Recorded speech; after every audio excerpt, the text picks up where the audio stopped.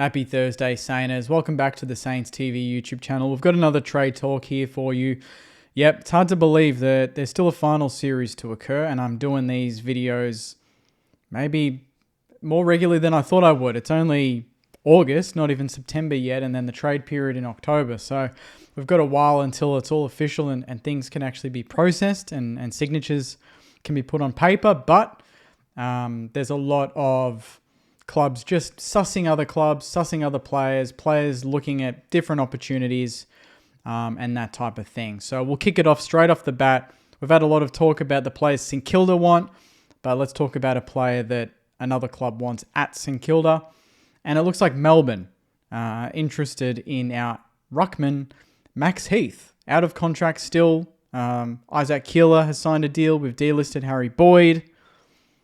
And obviously Tom de Koning is coming in. Max Heath is getting a little bit of interest now from Melbourne. A little bit more coverage for Max Gawn because I'm trying to think of their rucks and I can't really think of anyone outside of Max Gawn, to be brutally honest. I know Van Rooyen plays a little bit of ruck in the forward line, but as a need, and obviously Max Gawn has been elite for a long time and he's probably going to get another All-Australian Blazer tonight. A little bit of depth in that department seems like something they're looking at. So the AFL have come out with this. Melbourne has expressed interest in out-of-contract St Kilda ruckman Max Heath. The Demons are searching for more ruck coverage behind seven-time All-Australian Max Gawn and have been tracking Heath across 2025. Heath has made his debut for the Saints against Sydney in round 18 and played 4 of the final 6 games alongside Rowan Marshall before Alex Dodson was picked in round 23. The 22-year-old is yet to receive a new contract at the Saints. So, I'm kind of looking at it in terms of, you know, we need list spots. Obviously, I think we all kind of assumed we would keep him. I mean, there's nothing saying he's on the out, but the fact that we haven't offered him a contract yet, Keeler's signed, Boyd's gone, Tom de Koning signed, or pretty much. Maybe this is a hint that we are genuine in that Rowan Marshall's not going anywhere, because I can't imagine that we would allow, like we would delist Boyd, we would get rid of Heath, we would get rid of Marshall, or not get rid of, but say Geelong come to the party and offer us something, we lose Marshall, and then we've only really got TDK, Keeler, and Dodson in that department.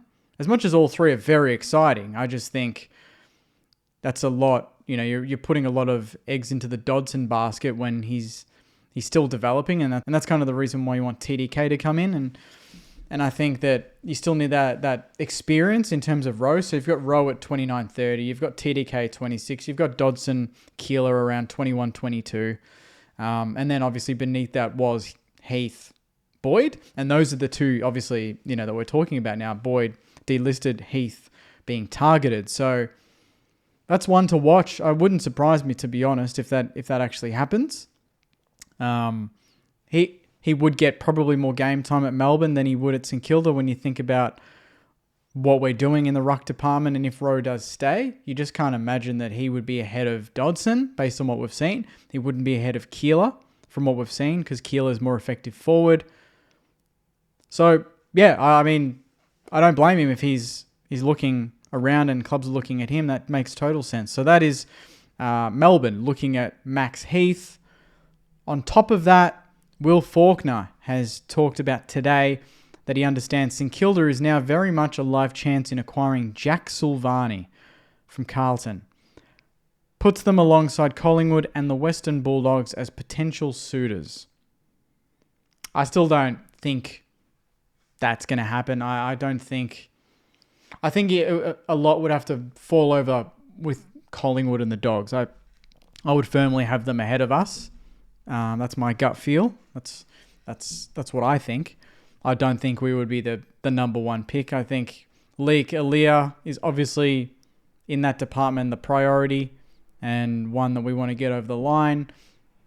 The key selling point for JSOS is that he's a free agent and it's like TDK. We just pay the money.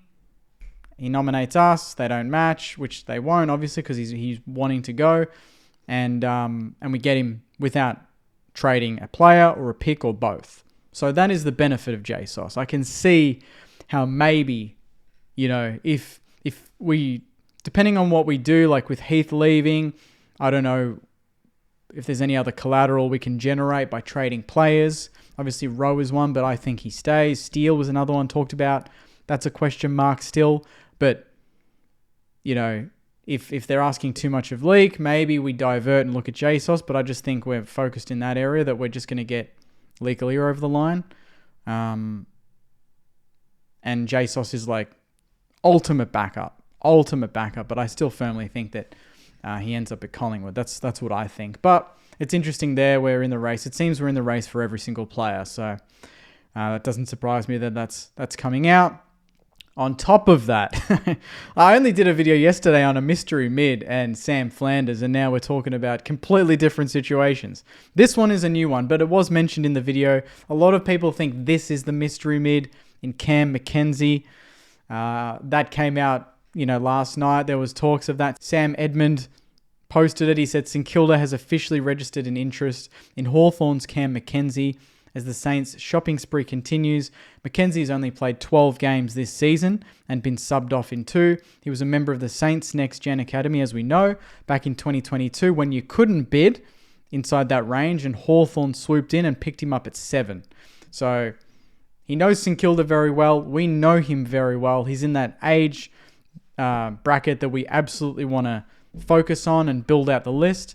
He's an extractor. He knows how to find the footy. He's that contested winning player, and I think we probably need a couple more of those, especially with McRae and Steele aging, and obviously Jones. We don't know what's going on there, so I think building out that department is great, and that helps support the likes of Naz, Windy, Filippo, Garcia, Boxall. I think it complements that group really well, but he's obviously contracted. He is a first-round pick from only 3 years ago, and Hawthorn are going to want a fair bit for him.